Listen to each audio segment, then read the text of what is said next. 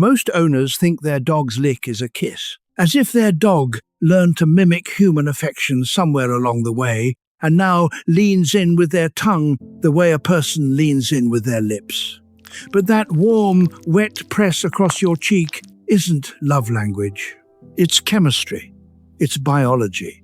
It's a 30,000-year-old wolf behavior preserved through every breed, every generation, every wagging mutt at your feet right now. In the next 12 minutes, you're going to learn why your dog can literally taste your stress level. You'll find out why their saliva contains a wound-healing compound that pharmaceutical companies are now studying for human medicine. And you'll discover why a single lick across your hand drops your dog's own heart rate within seconds, measurable on a veterinary monitor. By the end of this video, you will never look at a dog lick the same way again. Some licks are bonds, some are warnings, and one specific type, the type most owners completely ignore, can be the first sign of a hidden neurological disorder. We'll get to that one last. The greeting lick. Your dog hears the door, tongue out, tail going. The first thing they do is lick your face, your hand, the air near your mouth. This isn't affection. This is ancestry. In wild wolf packs, juvenile wolves greeted returning adult hunters by licking the corners of their mouths. The lick triggered a regurgitation reflex. The adult would bring up partially digested meat for the pups. It was a feeding ritual, a survival ritual, and it was so deeply hardwired into the canid brain that 30,000 years of domestication have not erased it. When your golden retriever, your terrier, your rescue mutt licks your face after a long day at work, they are performing the exact same neural script their ancestors performed in a snowy forest before farming existed. They are saying, "You're back, you're alive, feed the pack." You're not being kissed. You're being recognized as the returning provider. The stress taste lick. Your dog licks you, then suddenly licks more intensely. They sit closer. They press their head into your knee. Something shifted in them, but you don't know what. You shifted. Human skin secretes microscopic amounts of cortisol through eccrine sweat glands. Cortisol is your primary stress hormone, and dogs, with taste receptors evolved over millions of years of carnivore chemoreception, can detect cortisol concentration on the surface of your skin. A 2022 Queen's University Belfast study confirmed it. Dogs were given sweat and breath samples from humans before and after acute stress tests. The dogs correctly identified the stress samples with 93.75% accuracy. They were not guessing. They were chemically reading the human. Your dog isn't just licking you, your dog is sampling you. The salt tells them your hydration level. The cortisol tells them your emotional state. The pheromones tell them your fertility cycle and immune health. You are a chemistry report, and your dog is reading it in real time. The wound lick. You come home with a scraped elbow, a paper cut, a bruise from the gym. Your dog finds it instantly and starts licking. You probably stop them. Most owners do. But for thousands of years, humans actively relied on dog saliva as wound treatment. Ancient Egyptians kept temple dogs at healing shrines specifically to lick lesions. The Greeks built the Asclepion of Epidaurus, a sacred healing center where dogs were treated as medical agents of the gods. They were not wrong. Canine saliva contains lysozyme, an antimicrobial enzyme that ruptures bacterial cell walls. It contains histidines, compounds that accelerate wound closure by triggering epithelial cell migration. It contains nitric oxide, which inhibits bacterial growth, and it contains nerve growth factor, a peptide so powerful that in University of Florida lab studies, it cut wound healing time nearly in half. Your dog isn't being weird about your cut. Your dog is performing a 5,000-year-old veterinary protocol you forgot they were qualified for. The self-soothing lick. Some dogs lick obsessively. Their paws, the couch, the air. You, over and over and over. This isn't a quirk. This is pharmacology. The act of licking, repetitive rhythmic oral, triggers the release of endorphins and dopamine in the canine brain. Endorphins bind to the same opioid receptors that morphine does. Dopamine fires the reward circuit. This means your dog is, in a very literal neurochemical sense, self-medicating. Researchers at Cornell University have documented this loop. The behavior produces the calming chemicals.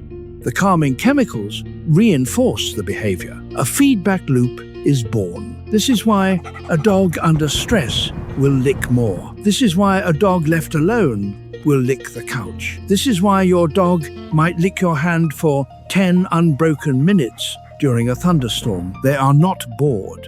They are dosing themselves with the only painkiller their biology can produce. The appeasement lick. You raise your voice. Your dog lowers their body, flattens their ears, and quickly licks the air or your hand. This is not guilt.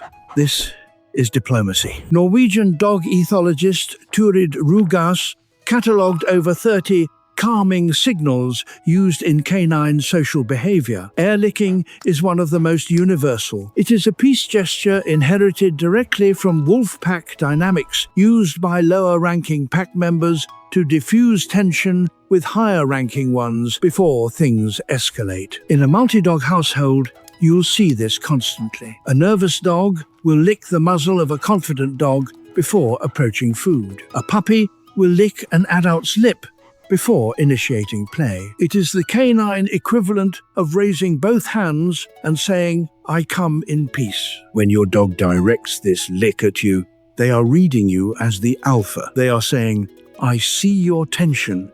I am not a threat. Please don't escalate." This is the most misread lick of all. Owners assume the dog is apologizing for a crime. The dog is actually trying to keep the pack peaceful. The bond marking lick. This is the lick most owners feel the most. The slow, deliberate lick across your hand while you're sitting still. The unhurried one.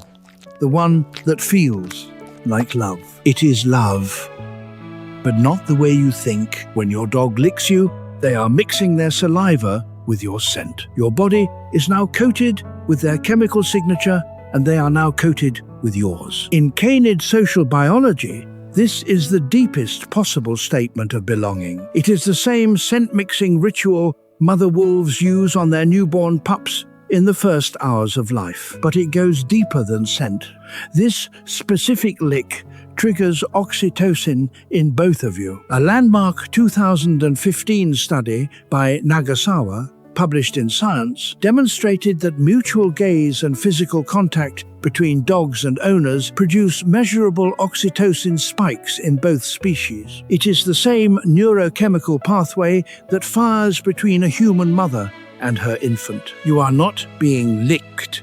You are being neurochemically bonded. The sensory investigation lick. Sometimes your dog licks an object, a spot on the floor, your shoe, a guest's leg. Then they freeze, mouth slightly open, almost like they're chewing the air. That's not weird.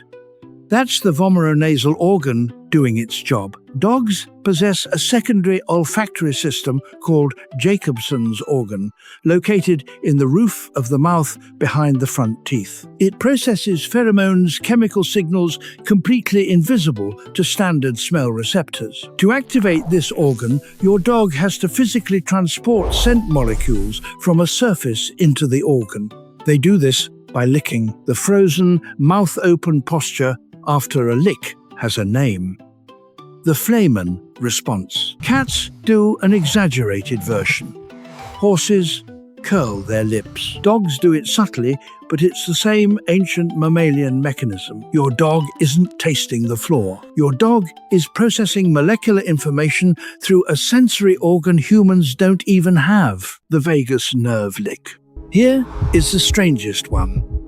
The one almost no owner knows. When your dog licks you, their own heart rate drops. The vagus nerve, the longest cranial nerve in the body, runs from the brainstem, through the face and tongue, down into the heart and gut. In dogs, Rhythmic tongue movement stimulates vagal tone. Stimulated vagal tone shifts the autonomic nervous system out of sympathetic fight or flight and into parasympathetic rest and bond. In plain English, the act of licking calms your dog from the inside. This is why anxious dogs lick. This is why dogs in pain lick. This is why service dogs are trained to lick handlers during a panic attack. They are using their own vagus nerve to lower the room's emotional temperature. A 2021 paper out of the University of Lincoln measured heart rate variability in dogs before, during, and after grooming-style licking. Heart rates dropped within 30 seconds. Cortisol levels followed soon after. Your dog isn't just calming you.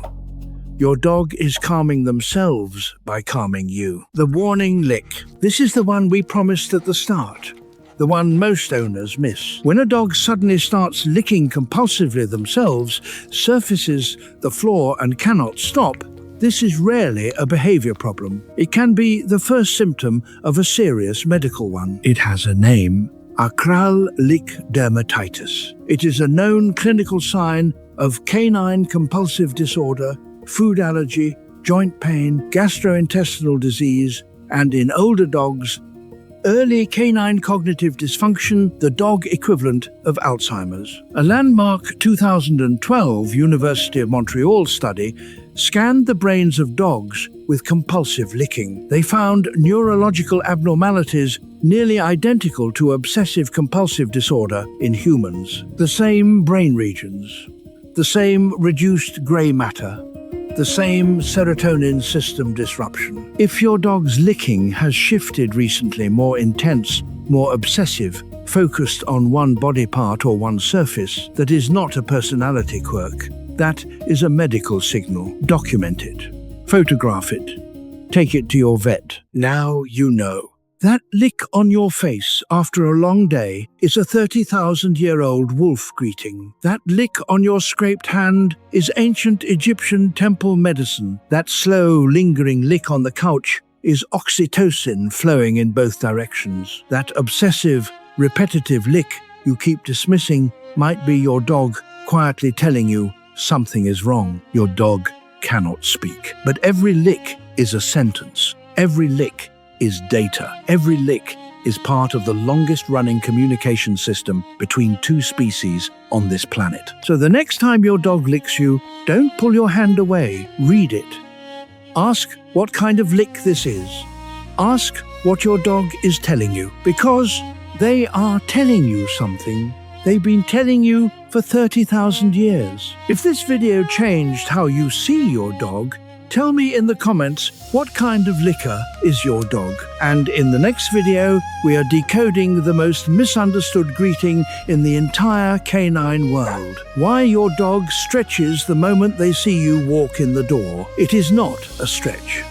It is something far older, and once you learn what it actually means, you will see it every single day for the rest of your dog's life.